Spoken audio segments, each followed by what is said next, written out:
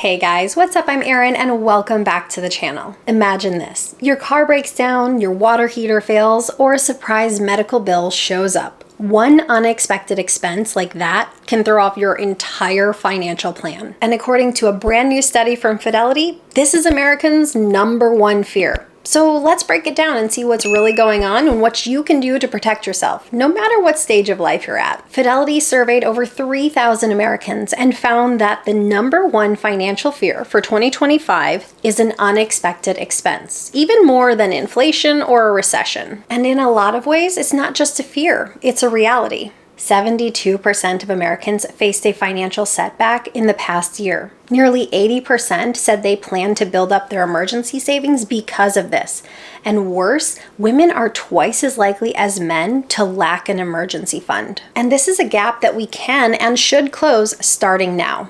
These costs feel like financial landmines. You don't know when it's going to hit, but you know it's coming. It could be a car repair, it could be unexpected travel, a surprise medical bill, anything like that. And for 1 in 5 Americans, they say any one of these could cause major financial strain. What's the best way to stay on track? Build an emergency fund. And the size of that emergency fund depends on your income, your stage of life, and your household. So let's break it down. Okay, so how much is enough in an emergency fund while you're still working? Well, it depends a bit on your situation. If you're single with a stable income, think a salaried position with benefits, you can lean towards 3 months of essential living expenses. This would include things like your car payment, your rent or your mortgage, your groceries, your utilities.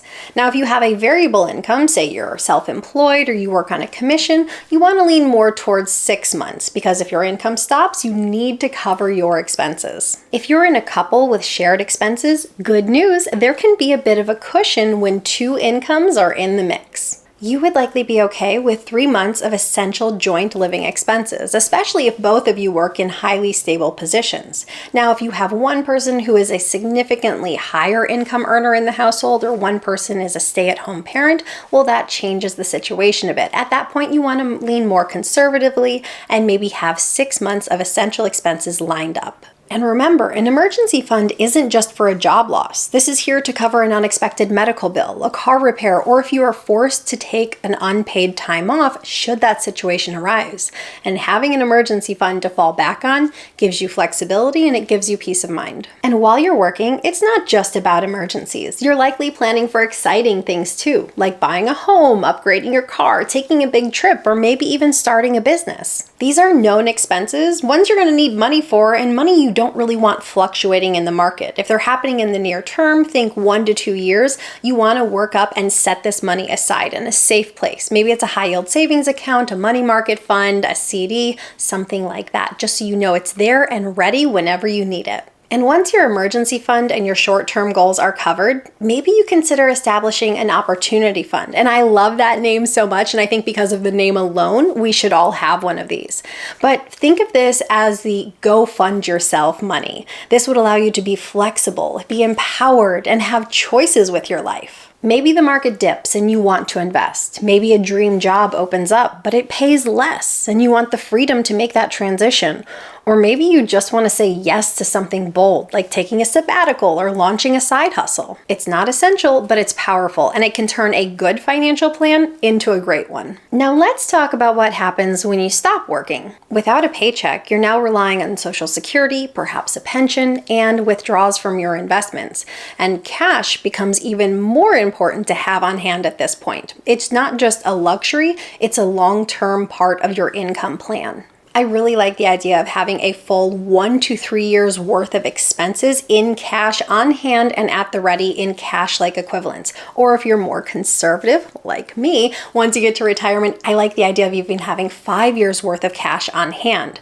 Because if the market takes a dip, you don't want to be forced to sell your investments at a loss. Having cash on hand buys you time to allow your investments to recover. If you spend $4,000 a month for a 1-year fund, that would be $48,000. For 3 years, it's $144,000 in cash, or for a 5-year emergency fund, you would need $240,000 in cash on hand. Yes, these are very large numbers, but this is actually money that you would live on during a financial downturn. It is your buffer. But the bonus here is the more guaranteed income streams you have, say Social Security, a pension, an annuity, the less cash you would need to have on hand and at the ready. Because ultimately, this just has to cover the difference between your income and your expenses. And don't forget to set aside cash for big expected costs, like a new car, a remodel, a major vacation, or helping your kids. Keep that money out of the market, set aside the full amount into a liquid account, and that way, whenever the time comes that you do need it, it is there waiting for you and you don't have to risk selling your investments when the market's taken a dive. The bottom line, whether you are 30 or whether you are 70, having a strong cash buffer keeps you on track. It brings you peace of mind and it helps you sleep at night. This is why I recommend that retirees hold several years of expenses in cash. A bear market is usually defined as a 20% drop from recent market highs, and history shows us that the market has always recovered, but the timeline in which to do so does tend to vary. The 1929 crash. This took 25 years to recover in price, but only 4.5 years if you reinvested your dividends. That shows why you want to reinvest those dividends.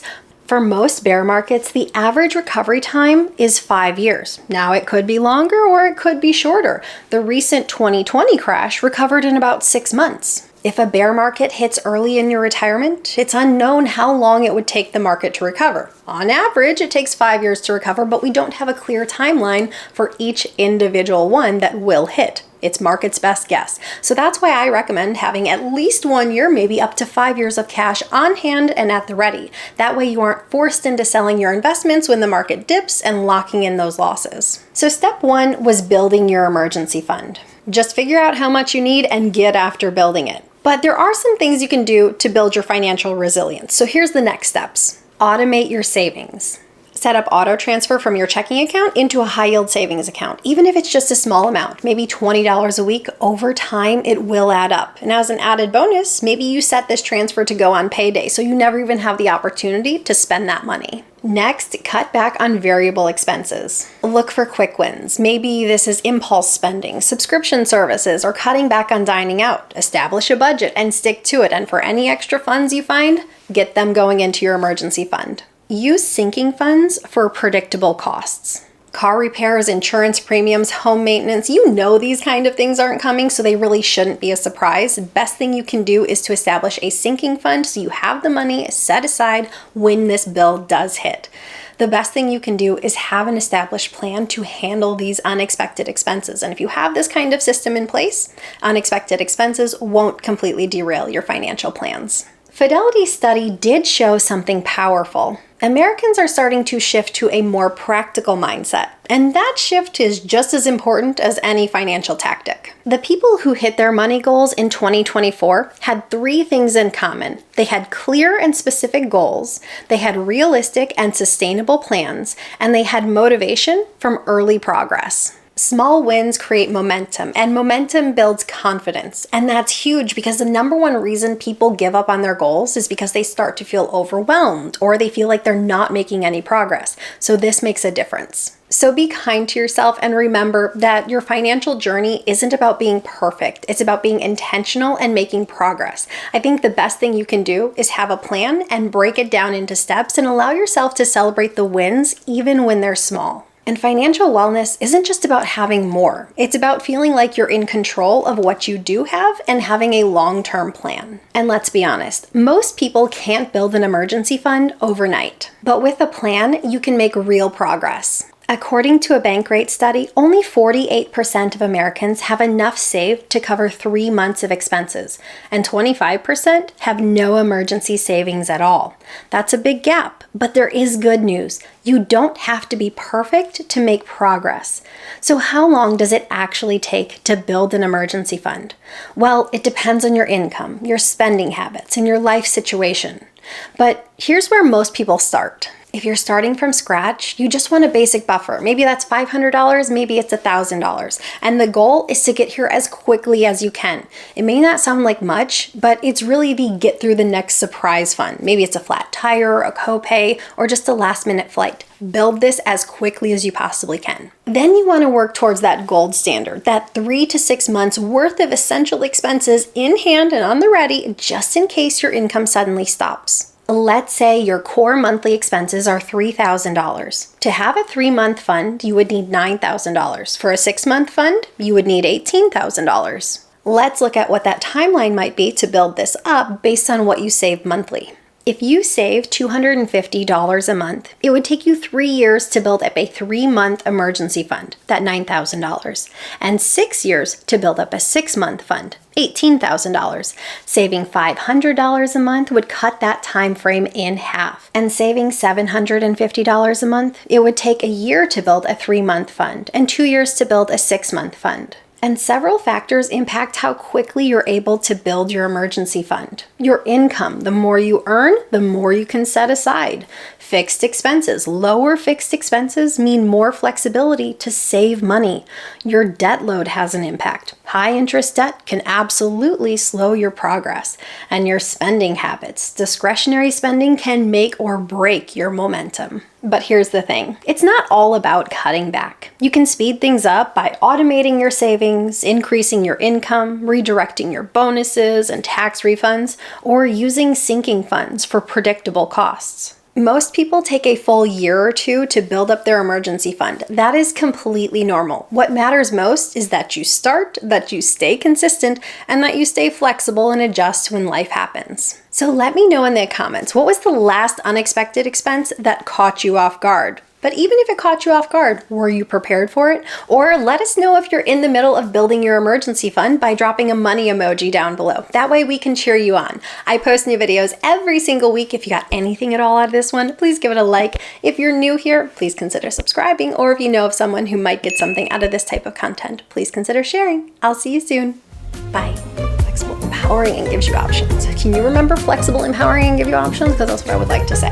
An income withdraws. Ugh, not an income withdrawal. Oh, a bear. A bear. I didn't like it. We're starting over for that one. These things aren't surprises. You know they're coming. 6 months worth of completely normal. What?